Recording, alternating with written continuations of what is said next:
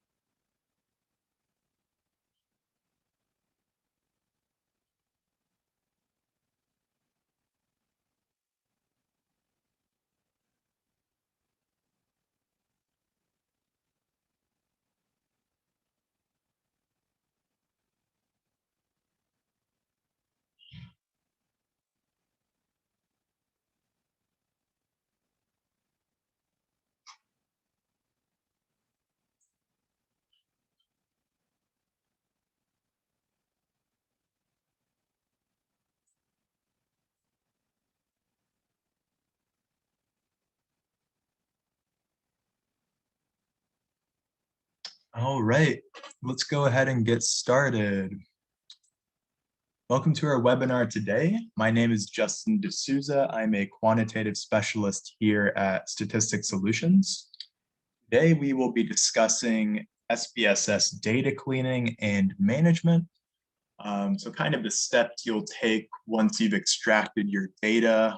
Maybe you're using SurveyMonkey or Qualtrics, and you're wondering what are the next steps I need to conduct on my data set. I have a colleague, Isades, who will be assisting me today with any questions during the webinar.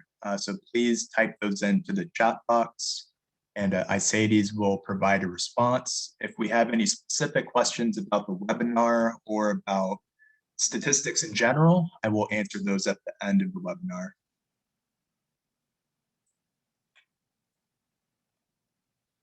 All right, so during today's session, I'll start out with an overview of the services that our company Statistics Solutions provides. We will then dive into today's topic about SPSS data cleaning, provide a summary, and a question and answer session at the end of the presentation. Our company, Statistics Solutions, provides assistance with every part of the dissertation process, starting with topic development and going through the discussion chapter for a dissertation. The way our company works is we will assign a methodologist to you, and we will assign a literature review specialist. So depending on where you are in the process, you may receive one specialist or you may receive both specialists. So maybe you need more help with the methodology and framing research questions and hypotheses and determining your research design and figuring out what analyses you need to run. You may just receive a methodologist specialist in that case, but if you need help with the literature review and theoretical framework, trying to justify a gap in the literature, we will assign a literature review specialist to you in that case. So we do assist with both quantitative and qualitative research. We help with IRB forms, data entry templates. We can help upload your survey onto SurveyMonkey. And we assist with both quantitative and qualitative results chapters as well. So if you've hit a roadblock, please reach out to us. Let us know how we can assist. Our number is 727-442-4290. And Isades has provided a link in the chat box in which you can schedule a free consultation with Janine Glace, and she will outline the assistance that we can provide for your project. On this slide, and by the way, I should have mentioned, everyone's going to receive a copy of this PowerPoint. So on this slide, I've provided two links, one link for webinars that we have conducted in the past. That's our webinar archive, and you can see upcoming webinars that we will be conducting in the future. So starting out, when you first extract data into SPSS, there are several steps you want to make. You want to first add an ID variable, so every participant in your study can quickly be identified. As we go through data cleaning, you're going to be sorting your data in different orders when we look for outliers or when we're quickly trying to find missing responses. So this ID column is really important for pinpointing people that you've removed if you ever want to cross-reference your data set in the future. But you can also sort that column in ascending order to revert your spreadsheet back to its original order. It's a very useful tool to have an ID column. Then you'll want to name each variable in your spreadsheet. So this is where you can use Excel and the quick autofill option that Excel provides to quickly name your variables of interest. So once you start a list, you can say job satisfaction 1, 2, and then drag down to however many items you may have on your survey. And it's really important that you save your spreadsheet after any major adjustment. So if you're recoding items from string format to numeric format, or you're reverse coding items, or you take out outliers or missing cases, after you do each of those steps, you want to save a new copy of your spreadsheet. So just as a quick demonstration, I have SurveyMonkey here. This is a survey that I worked on semi-recently. I just want to show you where you can extract data in SurveyMonkey. So you'll see under your survey, there are many options here.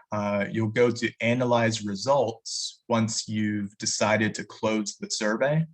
So perhaps you've done a power analysis that determined how many participants you need for your study. Once you've reached that threshold, it's probably a good time to close the survey and extract the data. So once you're in Analyze Results, you can see how many people are responding to the survey. And the best thing to do is really scroll all the way to the bottom. Once you scroll to the bottom, and there are quite a lot of questions on this one, so I might not make it all the way down, but this one was 100% completed. 207 people responded, but it's good to go to the bottom so you can see if anybody dropped out at any point in the middle. Otherwise, you might want to keep the survey open just a little bit longer. I think there were 30 to 40 questions on this one. So the minimum that we were targeting, I believe, was 180, and we reached 207 here for every question. So once you've decided to close your survey, you can click this button right here, Exports.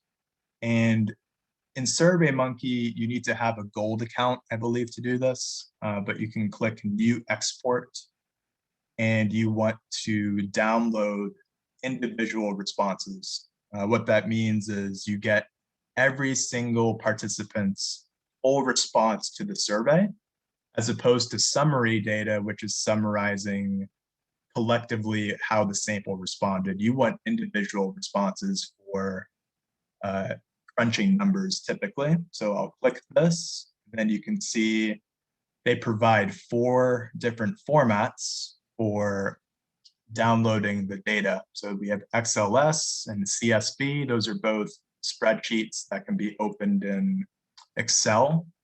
SPSS is what I've used here. So then you click Export, and that's going to download your data into SPSS. Okay, so I do have a sample spreadsheet here. And this is actually a different data set, which I think works better for the webinar today because I can explain different components on here that are pretty frequently used. So as I mentioned, this is variable view and this is data view. We can see in data view right here, the first things to look for are, do I have any missing responses? And I can right away say, yes, you see missing responses in here. Looks like some people consented and then just failed to respond to anything after that. We have missing responses in the middle here. We'll discuss how to deal with those. This survey was measuring 3 components. It was measuring leader effectiveness, job satisfaction, and organizational performance. So it looks like these 7 items were for leadership effectiveness. These 6 are for job satisfaction, and these are for organizational performance. I can see that I have a combination of Likert scale data that's put in numeric format 1 through 5, and I also have some that are in words. So we have strongly disagree written out. We're going to want to change that as well. So the first thing I mentioned from the PowerPoint is assigning an ID number. Remember, so we want to assign an ID number to everybody, and we want to name our variables of interest. Okay, so the first thing I'll do is save a copy of this with today's date and the total sample size here. All right, so I'm going to click File, Save As, and just save it in the same folder. Okay, so that today's date is 4/27, and we have n equals 91. Okay, and I'll just say original spreadsheet. You want to be as specific as possible so you can go back to a particular step if you need to. Then I'm going to add an ID column. So I'm going to right click over here. Typically, I like it to be the first column in the spreadsheet. And we're going to number everybody 1 to 91. Unfortunately, there's not a quick way to do that in SPSS, to my knowledge. So I typically use Excel. So you just start the list here. And then click and drag down to 91.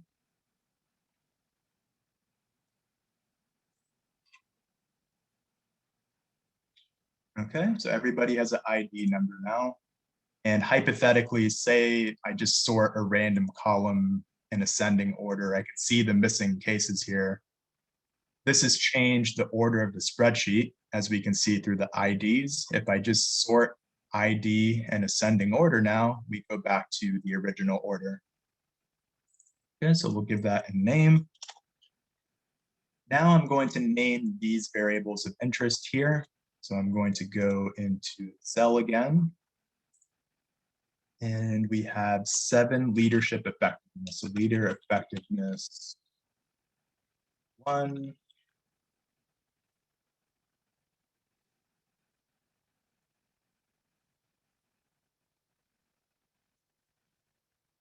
Six job satisfaction items.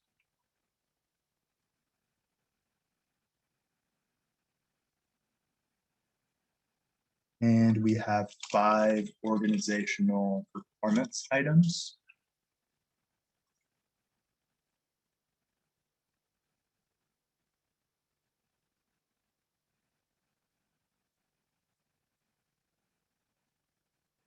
Okay. So I'm just going to do a split screen here to copy and paste these.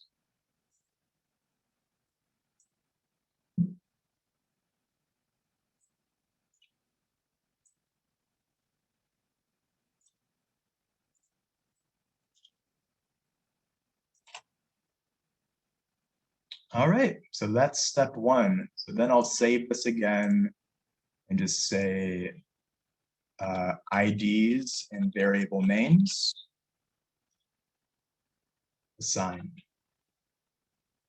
So now we have a new copy with that step completed.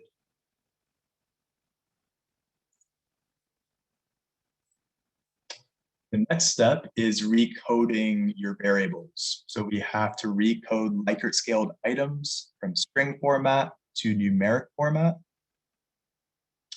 Then we want to identify if any items on the survey need to be reverse scored. So reverse scoring is when you have a survey question that is negatively phrased. And I can show you an example of that in this spreadsheet. It's kind of hard to explain without looking at an example. So for job satisfaction here, we can see the Likert scale goes from strongly agree 1 up to 5 being strongly disagree. First of all, we want higher scores to represent higher job satisfaction. Okay, so we want 5 to be strongly agree, and we want 1 to be strongly disagree. But we have to read the question specifically.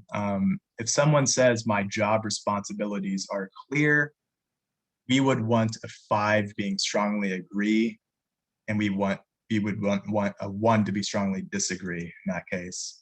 But if there's a negatively phrased item, we actually want to keep it this way. We want them to score lower, meaning that they don't agree with that item.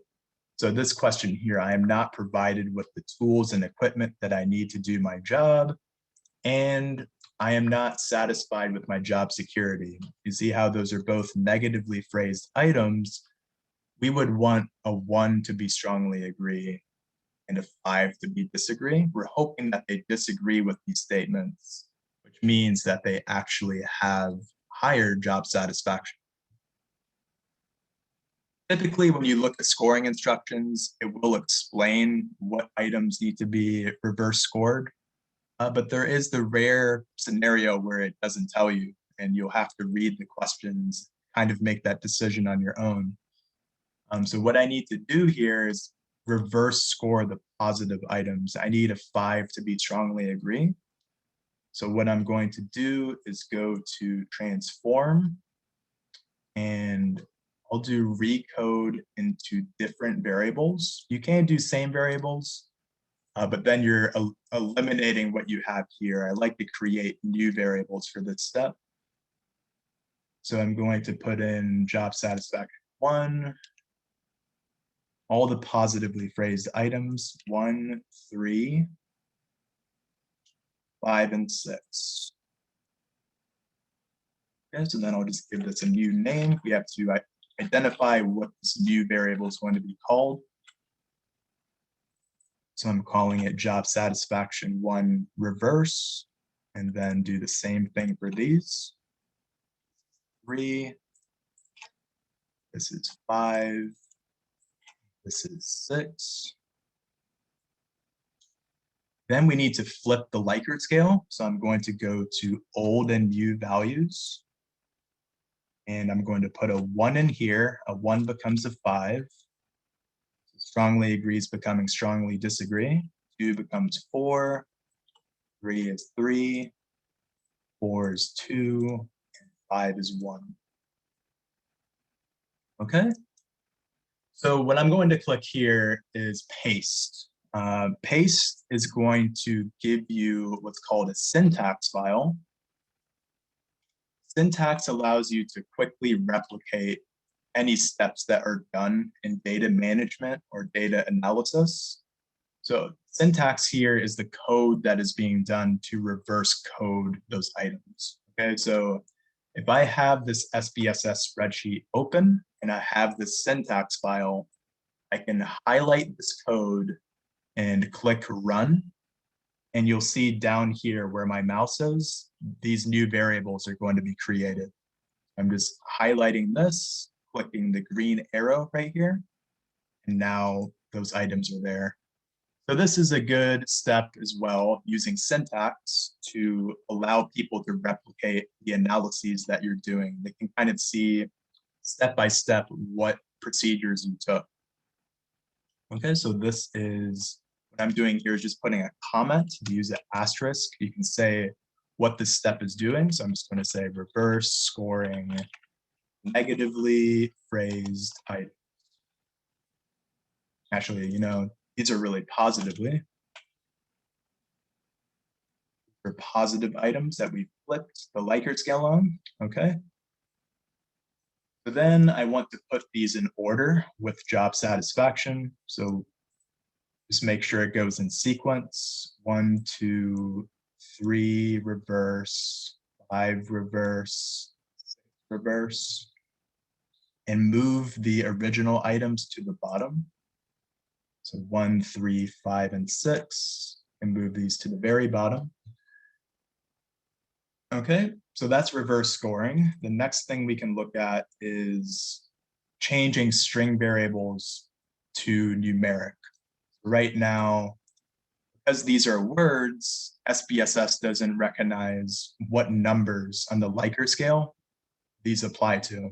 I'm going to go to transform and recode into same variables.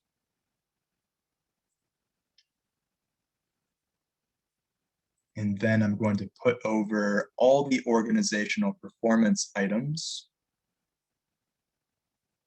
Then you can copy and paste. It's really useful to copy and paste here. So start with the lowest number, which is strongly disagree, which is a 1. So I'm going to copy strongly disagree, go into this box, paste it into old value, and then put a 1 here. So strongly disagree is going to become a 1. Disagree is going to be 2. Neither agree nor disagree is a 3. Agree is a 4. And strongly agree is a 5.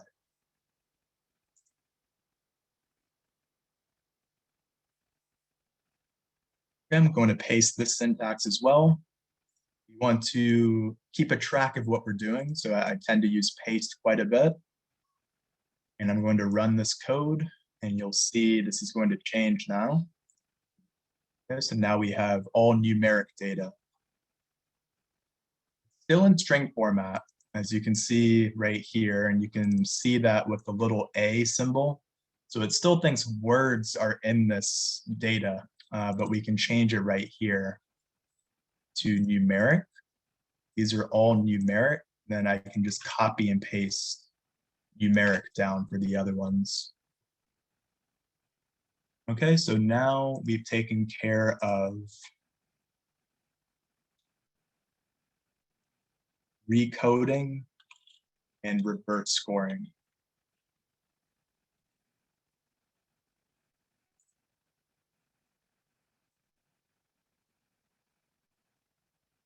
All right, now we want to look at missing data.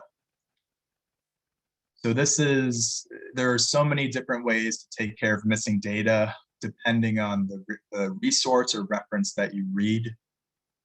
It really comes down to, a big part is your power analysis. So if you are well above your power analysis calculation and you can afford to delete missing responses from the data, I would suggest doing that. Just take out missing cases, even if they're missing a few items. Just take the people out as long as you're well above that power analysis calculation.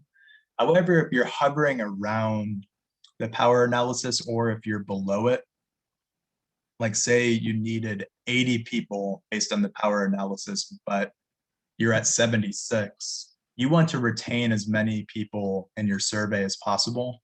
You might want to look at imputation.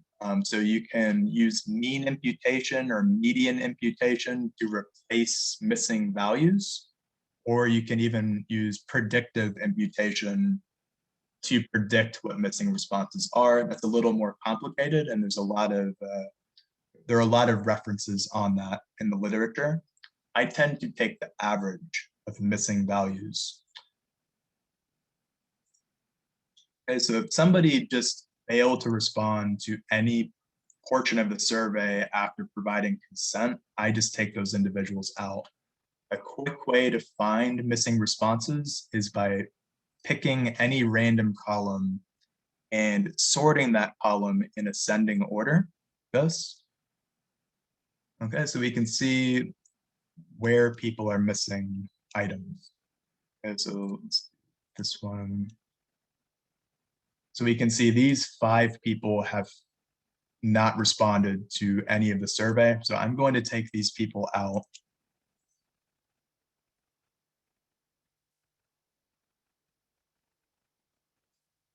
Then I'm going to save. Okay, so that is the next step. Let's go ahead and save. We have 86.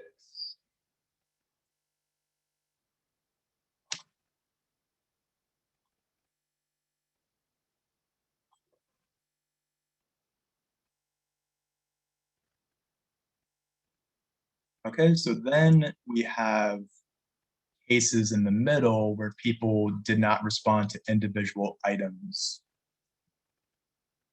So I see one here, see one here. So a quick way to handle this is by taking an average of each of these columns, and it will swap the missing values with the average. All right, so you can really just do every single variable. It's kind of tedious to go through the entire data set and figure out where did people miss items. You would have to go through them one by one. I just do the entire spreadsheet, so it knocks every single missing value out at once. Okay, so I'll go to transform and replace missing values. And we are going to start with all the Likert scale data right here. And I'm not going to include the original job satisfaction component. So leader effectiveness down through the reverse coded job satisfaction items and organizational performance. I'll move these to the right box. And the default procedure is by taking a series mean, which just means an average of each column. I'm going to click paste just so we can recognize that was done. I'll add code here to say replace missing values with average. So I can highlight this code and click the green arrow. What this is going to do is create a brand new variable. It's going to replace all the data. Now, this is variable view. You can see the original leader effectiveness. This is the new one down here with the _1. That indicates that we have used imputation, mean imputation, and everything with the _1 has replaced the missing values with the average. So now we have no more missing cases, which is great. That makes it for a much cleaner spreadsheet. So what do I do next? We're going to save one more time. I'll call this one replaced missing values, averages.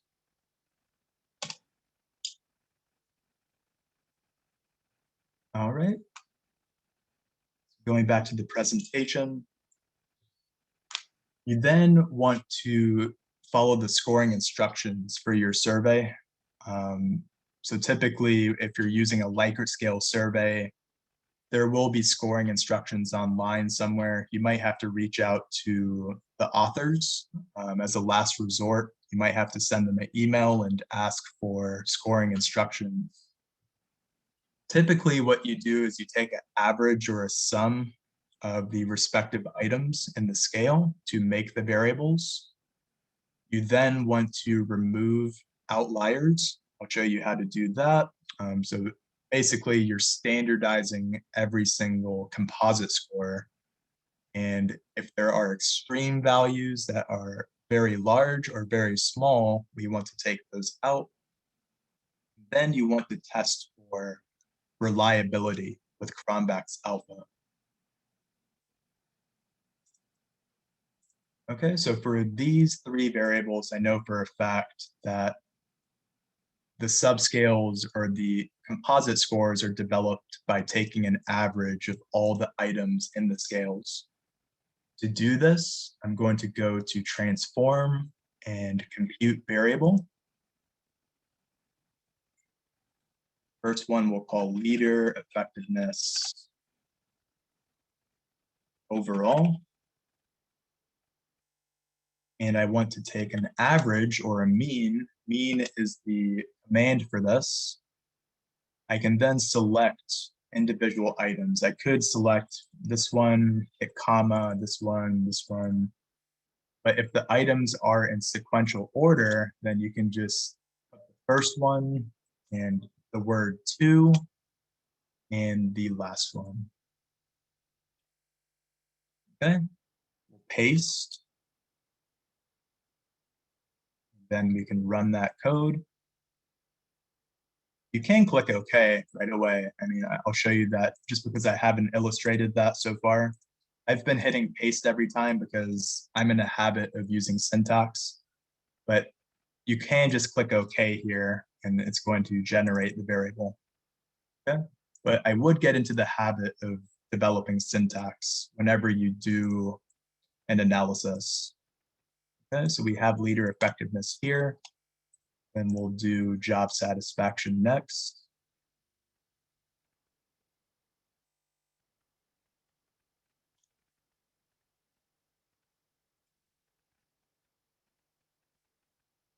Just make sure that you are including the reverse coded item. I just realized something I didn't do here. So let's go back to leader effectiveness. I did not use the mean imputed items. Okay, so I need to come down a little bit further. Unfortunately, SPSS, you can't see the full title here unless you hover over. So I needed to use this one with the _1. I think I missed doing that previously.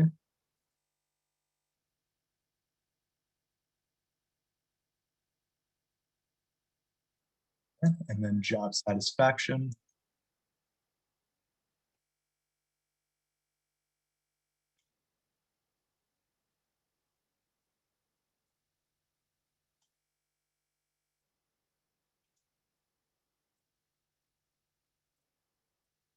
And finally, organizational performance.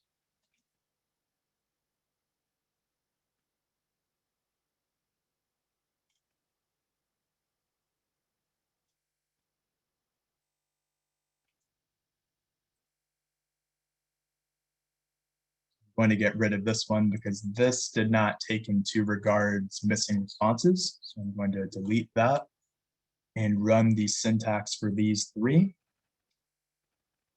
And there we go. We have 3 composite scores. Everybody has a score. Now we want to look for outliers. Are there any outliers in this spreadsheet? So I'm going to go to Analyze and Descriptive Statistics and Descriptives. There are actually many ways to check for outliers, but this is my go-to approach. You can use scatter plots, you can use box and whisker plots, but this is the way I've been taught for years. So what you do is you put these 3 variables in the right box, and you're going to click this box at the bottom here, Save Standardized Values. And I'll go ahead and click OK for this one. We don't need to click Paste because this is a one-time thing. So click OK. And this is going to create 3 standardized scores for leadership effectiveness, job satisfaction, and performance. Now, based on this citation here, if the z-scores or standardized values exceed positive or negative 3.29, those are considered outliers, and we probably want to remove those cases. So a quick way to do that is by sorting each of these columns in ascending and descending order. Okay, so sort ascending for leader effectiveness. This is not near negative 3.29, so we are okay in that direction. Sort descending. This is also lower than 3.29, so no outliers for leader effectiveness. Then I just do the same thing for job satisfaction. So you can see this one's pretty close, negative 3.24, but it's not quite at that threshold of 3.29.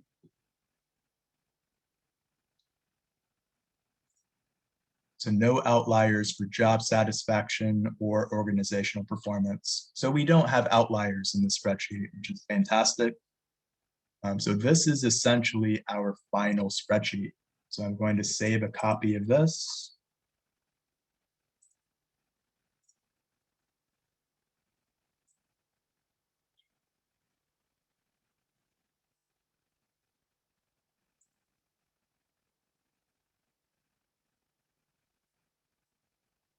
Okay, so once you have a final spreadsheet, that's when you can really proceed with what you've discussed in your data analysis plan. Are you going to use descriptive statistics? Did you collect demographics? You can use frequencies and percentages for things like gender, ethnicity, race, education. Means and standard deviations typically for continuous data. Then you need to test for assumptions of your analyses. So depending on if you're using a regression or a t-test or an ANOVA, there are different assumptions to verify. And a great website, you can even check out our company website for assumptions. For an example here, we can see statistics solutions. We have a t-test here that explains how a t-test is being conducted and what the math means. You need to have a normal distribution. But say I go to, this is a really good website as well. If I go to statistics layered, I see this used a lot at universities today. Like this, it gives you the specific assumptions you need to verify. So you need to have a dependent variable that is continuous. You need two independent groups, independence of observations, no outliers, which we checked. You need to check for normality. So it's pretty specific on what you need to check on this website. Okay, so then once you've checked for assumptions, you can then run your proposed analysis, whether that's a t-test, regression, ANOVA, whatever you've been approved to conduct. That pretty much covers it for the webinar today. Thanks for joining us. Just to reiterate that our company assists with every part of the dissertation. If you've hit a roadblock, please give us a call at 727-442-4290, or you can email at info@statisticsolutions.com. I'll now open the webinar panel for questions. So if you have any questions, please type them into the chat box.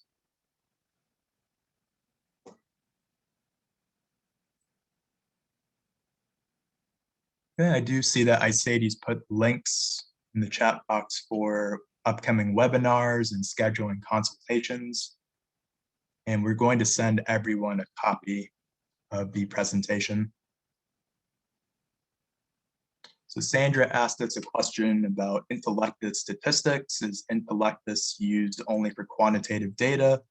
So for those who are not aware, intellectus statistics is a software that our company developed that can be used to crunch numbers, clean your data, run the analyses, and it provides it an APA write-up automatically. It's pretty amazing, but it is only used for quantitative data. Almost everything that SPSS can do, intellectus can do it as well.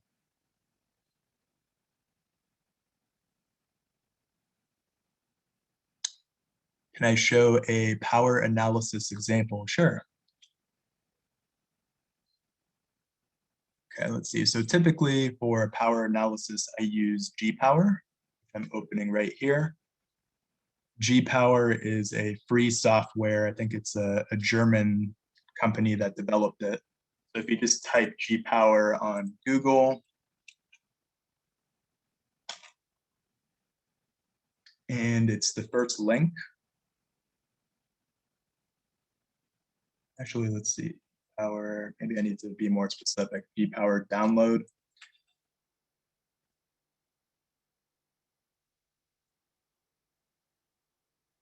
Yep, this is the link. I'll put it in the chat box for everyone.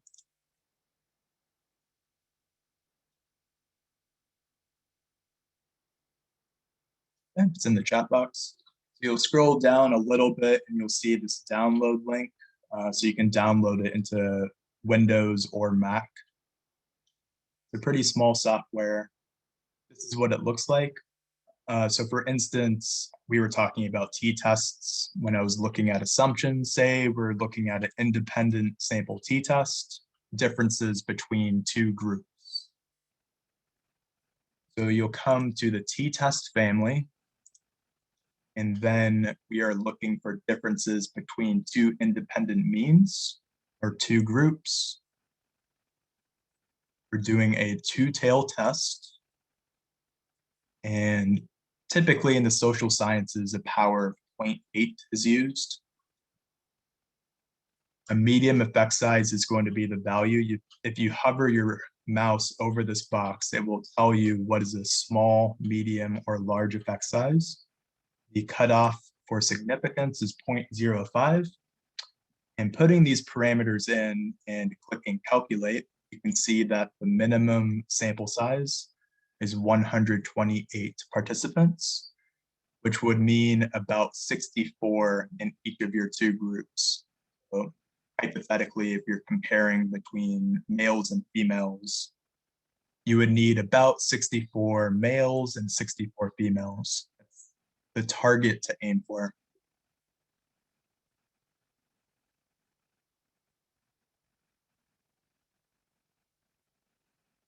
Okay, I did see a few questions about power analysis. Hopefully that answered some questions.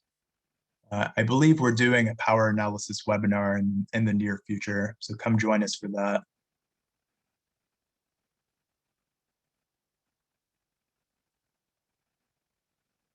Sandra, you're asking about Intellectus. That's actually, today we're only focusing on SPSS, but I'll go through some other questions and that'll take just a few minutes. And I'll show you that at the end, okay?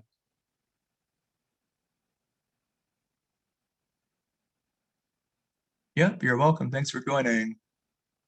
Do we have any additional questions?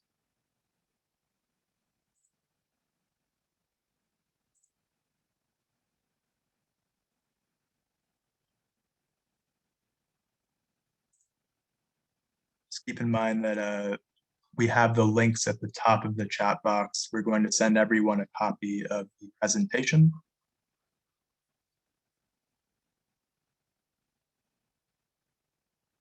Yes, Mary, if you have a SurveyMonkey, I believe it's called a gold account. It may be a different name now, but you can bypass Excel, yes.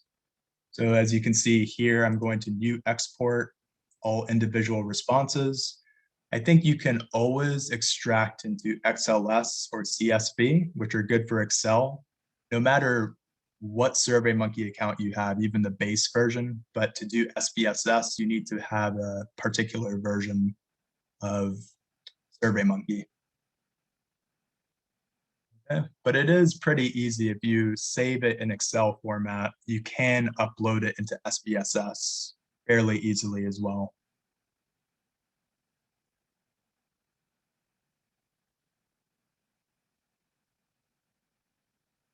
Yep, you're welcome.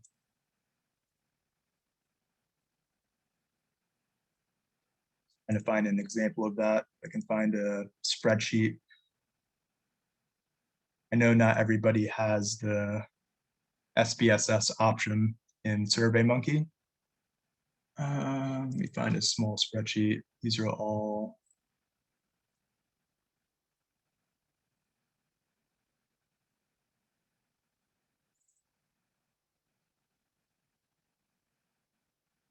But I have Excel files here, as you can see. In SPSS, I just opened it like this. The only limitation of doing that is that it doesn't give labels. It doesn't give values for these, so you can't see what the Likert scale range from.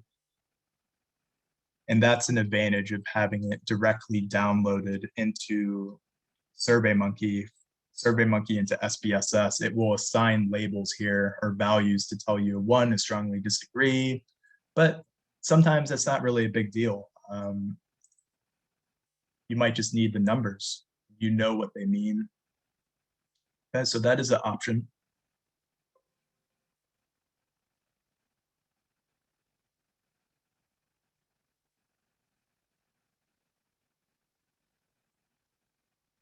Okay, so I'll show how to upload into Intellectus real quick. We do Intellectus webinars every day of the week. And Dr. Laney, I believe, does one on Tuesday. This is Intellectus.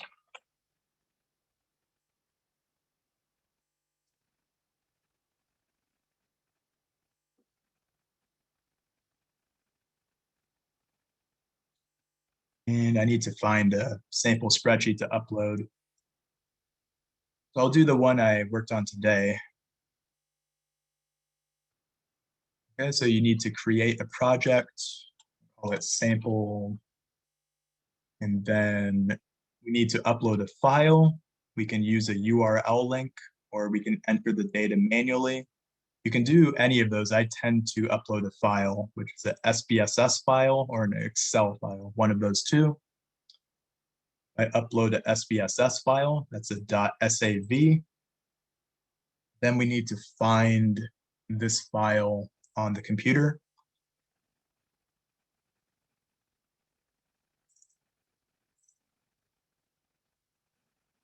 Okay, so I'm just selecting the final spreadsheet here. Upload file. Take a few seconds, and then you can see it is uploaded. And it's going to ask you to double check the level of measurement. So basically numbers should be scale, words should be nominal. We click continue. So you can see the full spreadsheet in here. Did that answer your question, Sandra?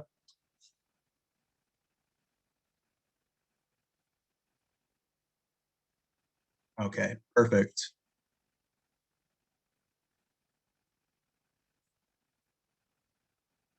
Yep, you're welcome. Do we have any additional questions? I'll stay on for about 5 more minutes.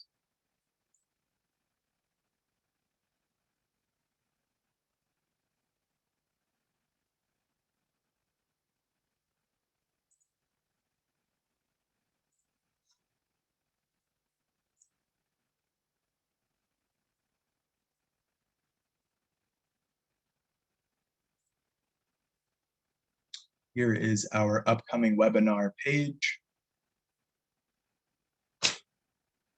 So it looks like Thursday we have a couple more webinars. We'll be discussing the introduction chapter that will be conducted by my colleague Tom. And I will be doing a webinar on developing research questions and hypotheses. And then next week we have several more. We'll be discussing qualitative results. So maybe some participants today are doing mixed methods, so both quant and qual. That could be a useful one for you. And we'll be discussing mastering of the discussion chapter.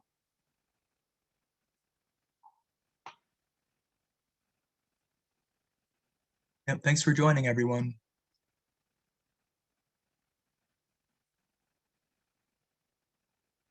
Sandra, I inputted my data into Intellectus, but not sure if I did it correctly. It's hard for me to answer that during this. You might want to reach out to Janine if you need assistance one-on-one with the Intellectus support.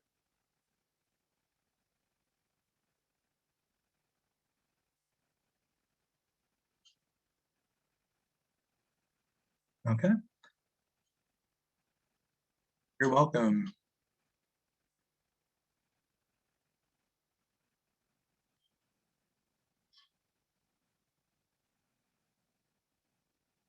Yep, as long as you register, you will be set a recording.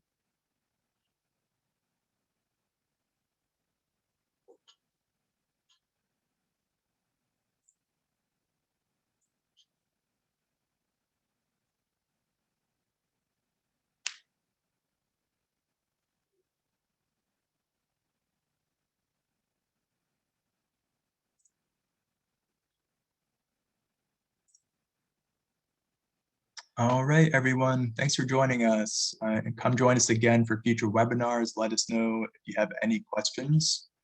And Isaides just included Janine's hyperlink there. It is in the PowerPoint as well, but you can jot that down and just let her know if you've hit a roadblock, and she'll describe how we can assist you. But have a great evening, and we'll be in touch.